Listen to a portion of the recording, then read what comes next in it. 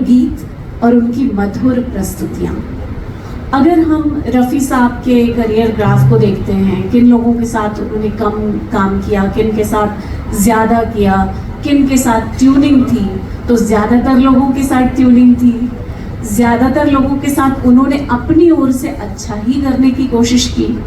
उनकी क्योंकि ये खूबी थी कि जिस कलाकार के लिए गा रहे हों उसकी अदाओं को, उसकी शैली को, उसकी स्टाइल को अपना कर वैसा गाते थे, तो ज़्यादातर जो हमारे लीडिंग मैन थे उन सब के लिए उनकी आवाज़ सूट की। हालांकि कुछ लोगों के लिए दूसरे गायकों की आवाज़ें कभी ज़्यादा इस्तेमाल की गई, लेकिन जब रफ़ी साहब ने उनके लिए गाया तो जादू ही चलाया।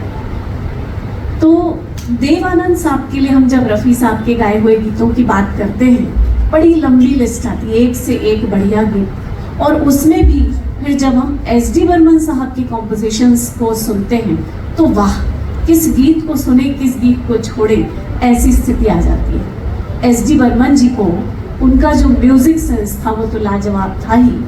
किस गीत के लिए किस गायक को होना चाहिए, इस बारे में भी वो कई बार फिल्म मेकर्स की भी बात नहीं सुनते थे। देवानंद साहब को अगर हम लें तो उनके लिए किशोर दा ने भी बहुत बढ़िया गाया है।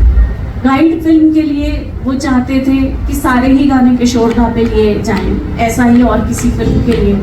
लेकिन जब एस.डी. बर्मन जी को लगा कि नहीं, ये गीत मोहम्मद रफ़ी ने ही गाना चाहिए, तो वो बात नहीं मानते थे देवानंद साहब की भी, और रफ़ी साहब से ही वो गीत गवाते थे। तो देवानंद जी पर पिक्चराइज्ड एस.डी. बर्मन जी का कॉम्पोजिशन, मजरूह साहब के बोल, हम तीन देवियाँ फिल्म का ये गीत राजेश से सुनेंगे।